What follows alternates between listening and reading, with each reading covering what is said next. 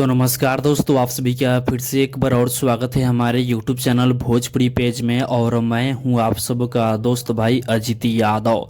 दोस्तों देखिए, सोनू सरगम यादव जी के कल सुबह सुबह एक और नया लोकगीत आप लोगों के बीच में रिलीज होने जा रहा है एजे फिल्म के YouTube चैनल से। दोस्तों देखिए, गाने का पोस्टर आ चुका है और आप लोग गाने का पोस्टर को देख सकते हैं। दोस्तों देखिए, गाने का नाम है मिले कब जान अइहे, जो कि इस गाने को सोनू सरगम यादव जी के साथ में फीमेल सिंगर सृष्टि भारती इस गाने को गाई हैं। और दोस्तों इस गाना को राइटर शैलेश राज यादव जी लिखे हुए हैं। और दोस्तों इस गाने में यदि म्यूजिक की बात किया जाए तो इस गाने में म्यूजिक बना है आर्या शर्मा जी, जो कि इस गाना को कल सुबह 6:15 पर एजे फिल्म यूट्यूब चैनल पर रिलीज किया जा रहा है। तो आप लोग कल सुबह तैयारी है इस गाने के सुनने के लिए।